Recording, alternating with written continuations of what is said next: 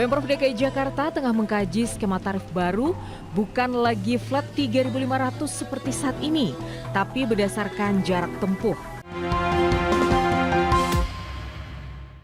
Ya, Gubernur DKI Jakarta Pramono Anung memastikan layanan Trans Jabodetabek akan tetap mendapatkan subsidi meski tarif moda transportasi tersebut akan mengalami kenaikan. Nantinya kenaikan tarif Trans Jabodetabek akan mempertimbangkan agar masyarakat tetap menggunakan transportasi umum. Siap-siap, Anda yang sehari-hari mengandalkan bus Transjakarta bakal merogoh kocek lebih dalam. Pemprov DKI Jakarta tengah mengkaji skema tarif baru, bukan lagi flat 3.500 seperti saat ini, tapi berdasarkan jarak tempuh. Perubahan tarif terutama akan dikenakan bagi bus Trans Jabodetabek, terutama untuk rute-rute jauh dengan jarak tempuh di atas 100 km. Seperti rute Blok M Bandara Soekarno-Hatta dan rute Blok M Bogor. Nantinya meski tarif Trans Jabodetabek naik, Pemprov DKI Jakarta tetap akan memberikan subsidi agar tarif baru tidak memberatkan masyarakat. Gubernur DKI Jakarta Pramono Anung optimis kenaikan harga Pertamax membuat masyarakat tetap setia menggunakan transportasi umum. Akan ada beberapa perlu penyesuaian. Salah satunya adalah dari Blok M ke Soekarno-Hatta. Blok M ke Soekarno-Hatta kan sekarang 3.500. Koper juga bisa naik ke bus. Maka dibandingkan dengan Damri yang paling murah kan 80.000. Taksi rata-rata 200.000. Kalau kemudian 3.500 untuk parkir di Soekarno-Hatta aja tidak cukup. Rencana perubahan tarif muncul di tengah tingginya beban subsidi yang ditanggung Pemprov DKI. Pada 2026, subsidi Trans Jabodetabek mencapai 401 miliar rupiah dengan rata-rata subsidi sebesar Rp12.250 per penumpang.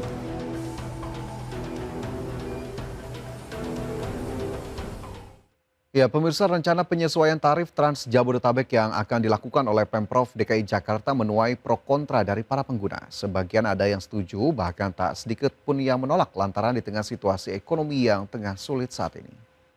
Emang harganya masih masuk akal, itu masih oke sih, apalagi untuk ke bandara. Karena untuk jarak dari Blok M sendiri ke bandara kan cukup jauh ya, dan lewat tol. Dan mengefisiensikan waktu dari pengguna TJ sendiri. Jadi kalau dinaikkan seperti tarif kayak 10.000 mungkin masih oke sih. Kalau aku sendiri sebagai pengguna harapannya lebih kedatangan TJ-nya itu lebih diseringkan, jadi penumpang tidak menunggu lama. Terus fasilitas-fasilitas seperti pramusapa atau yang petugas TJ-nya itu lebih di setiap halte itu lebih ramah lah terhadap penumpang-penumpangnya itu sendiri. Dari lubuk hati warga yang terdalam sebenarnya radang kurang setuju ya, karena yang naik kan bukan cuma ini doang nih, transportasi yang ini doang. Apa ya, kayak ini udah jadi efek domino gitu loh. Dari krisis ekonomi yang ini, kebijakan ini dan ini nyambung akhirnya sampai di sini. Baru-baru ini ada berita terakhir, aduh kok naik sini lagi, soal BBM merembet juga pasti salah satu sama ini juga nanti nih, sama yang di depan-depannya lagi nanti. Oke. Harapannya terakhir, Pak. Harapannya terakhir semoga bisa segera stabil lagi. Kalau bisa turun syukur banget, kalau nggak turun at least stabil buat tahun yang mendatang juga deh. Oke. Kalau menurut saya pribadi sih nggak setuju ya Kak, soalnya kan saya juga naik TJ yang ke UIN, itu juga naik yang Trans Jakarta Jabodetabek kan.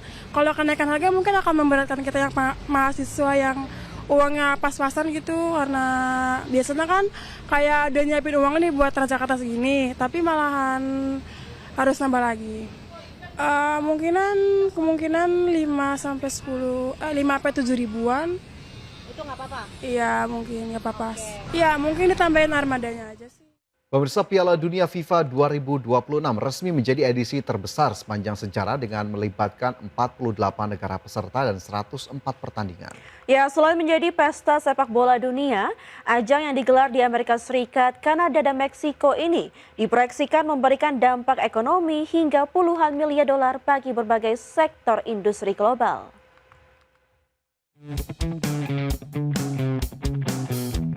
Piala Dunia 2026 akan menjadi edisi pertama yang diikuti oleh 48 negara, meningkat dari format sebelumnya yang hanya melibatkan 32 tim. Total 104 pertandingan akan digelar di 16 kota tuan rumah yang tersebar di Amerika Serikat, Kanada, dan Meksiko. Format baru ini membuat turnamen berlangsung lebih panjang dan menjangkau lebih banyak penggemar di seluruh dunia. Berdasarkan analisis sosioekonomi FIFA, pada Piala Dunia 2026 diproyeksikan mampu menghasilkan dampak ekonomi global hingga 40,9 miliar dolar atau setara lebih dari 660 triliun rupiah. Turnamen ini juga diperkirakan menciptakan lebih dari 800.000 lapangan kerja di berbagai sektor, mulai dari pariwisata, transportasi, hingga industri hiburan. Lebih dari 13 juta pengunjung diperkirakan akan terlibat dalam rangkaian Piala Dunia 2026. Kondisi ini diprediksi mendorong peningkatan permintaan hotel, maskapai penerbangan, restoran, dan berbagai layanan pariwisata di kota-kota tuan rumah. Sektor ini dinilai akan menjadi penerima manfaat ekonomi paling besar dari ajang tersebut. Piala Dunia tidak hanya menghasilkan pendapatan dari penjualan tiket, tetapi juga melalui hak siar, iklan, sponsorship, dan penjualan produk resmi. Berbagai merek global di bidang olahraga, makanan, dan teknologi diperkirakan akan menikmati peningkatan penjualan seiring meningkatnya antusiasme penggemar. Media penyiaran juga diprediksi mencatatkan pendapatan iklan rekor selama turnamen berlangsung. Menjelang Piala Dunia 2026, minat masyarakat terhadap sepak bola di Amerika Utara terus mengalami peningkatan. Laporan terbaru menunjukkan basis penggemar sepak bola di kawasan tersebut kini mencapai lebih dari 136 juta orang. Pertumbuhan ini diperkirakan akan memberikan dampak jangka panjang terhadap industri olahraga dan ekonomi kreatif di kawasan tersebut. Berbagai sumber IDX Channel. Menteri Usaha Mikro, Kecil, dan Menengah Maman Abdurrahman tak menampik adanya dampak pelemahan rupiah serta kenaikan harga BBM non-subsidi Pertamax terhadap sektor usaha mikro, kecil, dan menengah. Maman menyatakan sejumlah pelaku UMKM khususnya yang bergantung pada bahan baku impor terkena dampak langsung. Untuk itu pihaknya terus memantau dan melakukan langkah mitigasi untuk mencegah dampak yang lebih berat bagi UMKM. Di mana saat ini pemantauan difokuskan pada para perajin dan pedagang tahu serta tempe karena ketergantungan yang sangat tinggi terhadap pasokan kedelai impor. Maman juga meyakini hal ini bisa diatasi pemerintah khususnya Kementerian Keuangan dan Bank Indonesia yang tengah melakukan langkah-langkah terobosan untuk menjaga ataupun mendorong penguatan rupiah. Ya, terlepas dari apapun, kita juga harus mengakui bahwa tentunya ada impact di beberapa sektor-sektor tertentu terhadap UMKM kita.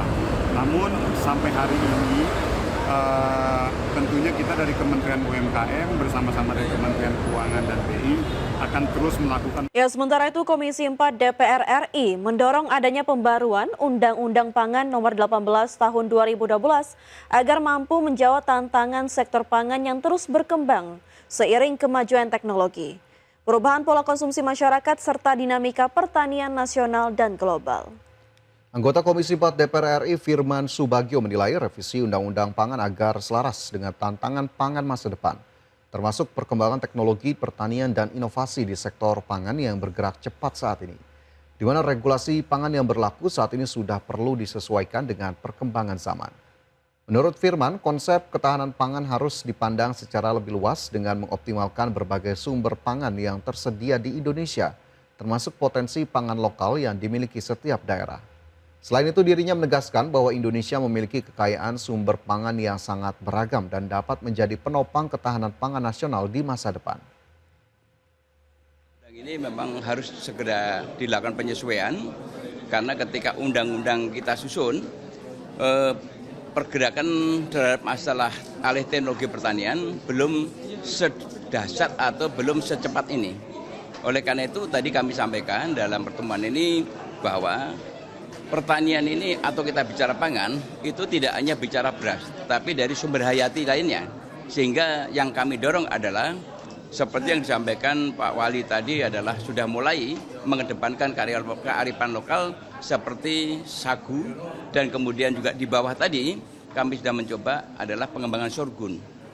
Sorghum cukup bagus dan saya sudah rasakan betul dan tidak jauh berbeda.